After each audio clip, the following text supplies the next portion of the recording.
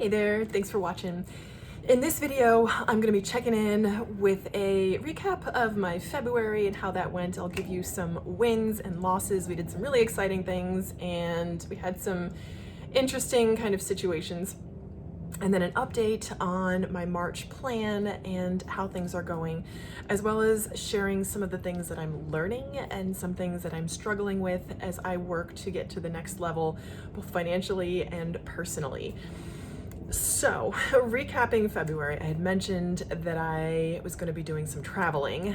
That was thing one. Thing two, one of my goals, really my only goal, was to do 8 videos, and I figured just get them out there, one take wonders, and that didn't happen. So right off the bat, I did not film 8 videos, I filmed 4. So I figured getting halfway there is better than doing nothing. So that was the one goal that I had set for myself. And if I'm honest, I could have found time to throw a video here and there, but I am so glad that I had some time with family. So that was probably the best, that was hands down the best part of February. Probably the best part of the past couple months was getting to travel. So we all, my husband, myself, and my child, all went down to Cocoa Beach, Florida, and spent some time down there. It was a working trip. We were both working. I took 2 days off it was our wedding anniversary, so I took some time off. He had to work, and we stayed in an Airbnb that was gorgeous, overlooking the ocean. So beautiful view. And again, that was the best part of the whole month for me, hands down. And it was wonderful to be able to take that time. So that was another one of the more challenging parts of the month, because with the travel, I figured now was a good time to take the opportunity to invest in some of the higher ticket items that I'd been holding off on getting for the baby.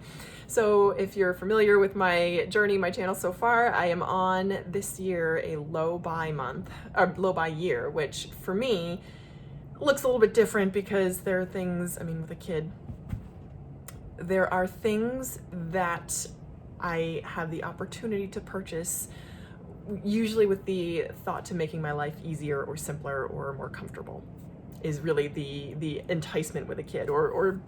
And there are tons of different marketing ploys when you're marketing to parents, right? So I really try to be mindful of that and think, will this make my life easier, simpler, or better, and is it worth the cost? So that was what I used, the metric I used in determining things to buy. So I will be coming out with what I spent in February and was it worth it, specifically in regard to childcare or child items, which is actually, I find that stuff interesting. More on that later. So there was some spending involved. All in, it was about $400 of spending that wasn't related to either my fixed expenses or my food or transportation. So that was some additional spending that wasn't the greatest, but again, did these things make my life better? I can think of 3 things right off the bat that absolutely did. 4 things actually. So that was kind of a loss, but I'm not going to count it a loss because it again made our lives easier, simpler, better for that month. So that's how February went. I also will have a pack with me video coming up that I did before I left, and that will be on my other channel, which is Wallet Life. You can find the links to it in the description, or in the info. I'll try to throw a card in there or something, so you can have a link to that video and check out what I packed for traveling with a 5-month-old. So that was our February. Going into March, especially in this stage where I am looking to improve my life all around financially and personally, I look at this month kind of on a macro level, like on a higher level, of things that I'm working towards and ways that I am looking to shift my thinking. So March is probably one of my favorite months. I just love March.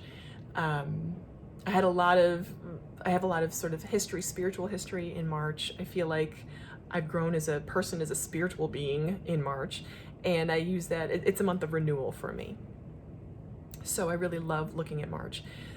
Things that I'm thinking about in March are a couple things. There are 4 pretty big things. The first one is, I was watching Mom Van Up, Sabina at Mom Van Up, which if you haven't checked out her channel, you should. She's amazing. Very much kind of in that similar, just we're all trying to make things happen, right? We're parents, we're moms, we're trying to make this happen. And she said that her word for the year in business was connection or relationships or something like that. And I thought immediately like, oh, that's a great word, but that I could never do that. I'm not the type of person who does that. And I thought in hindsight, how silly. I know that's so important. I can be the type of person that builds new relationships. So that's something as we go into this month that I want to work on shifting. And I've seen it in little ways, and I want to kind of appreciate that for myself. That, I mean, business is built on connection at the end of the day. It's the numbers have to work, but it's the connection that really matters. And that's something that I'm learning and teaching myself, because it does not come naturally to me, especially in business. So that's thing number one. Thing number two is a quote from Winston Churchill, and this stuck with me especially now. It's no longer enough to do, it's not good enough to do your best. We must do what is required. And thinking about sort of World War II in the context of that quote, I'm like, that's what's happening. I can't just do my best. I have to do what's required. And especially with a child, my thinking is different because the stakes are higher. And someone asked in a comment, oh, has having kids made you more determined? And I thought, I know where that's coming from. And I used to be that person thinking, oh, well, it's easy for you. You have a kid, you're just more determined. I'm like, so I know that thought. And it's not that it's made me more determined. It's just that I don't want to say the stakes are higher, but that's exactly what it is. The stakes are much higher, and it's not, I can't just do my best. I have to do what is required. And for me, that's getting to the next level, and building this business is what's required. And I must do what's required, not just my best. So the third thing is about shifting my mindset. And the fourth item is about taking action. So shifting my mindset from what's easy to what is required. And this is a big one for me, because I know what's easy and what comes naturally to me, and then I know what is required to move my business to the next level.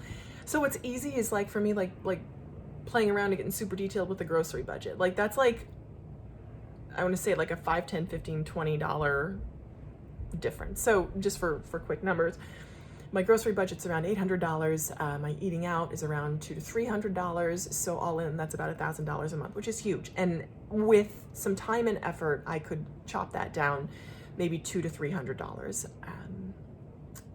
I've seen that before. If I really needed to, I could cut it in half. The energy required for that is like an 8 out of 10 to do that, to kind of get the best deal, and to find the best deals, and to hold back from purchasing things that I normally purchase would take some effort and some sacrifice. What would make a huge difference is if I just made more money. So that didn't matter. And to people who say that $800 is a lot on groceries, yeah, it is. And that's something that I have no bones about, because that, especially for this area, we live in Manhattan, and this is the highest cost of living area in the States. I mean, you go back and forth between the top 10, but this is always in the top 3.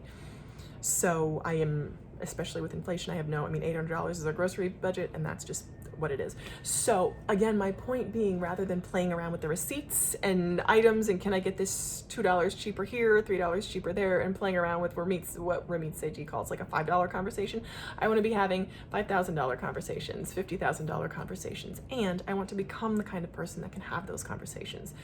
This is new for me. This is a challenge, and what that will require is surrender, letting go, action, and relationships.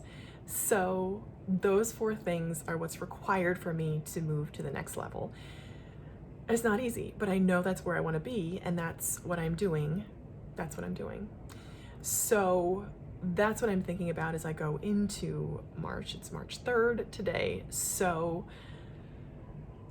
that's the next level. And what that will take is, again, clarity, and just putting in front, and this is something I do, putting in front of myself, what is the next step I need to take to get to the next level in my business? What are the next 3 things I need to do to get to the next level in my business? That's what I'm doing. So that's where it is. So that's what I have going into March.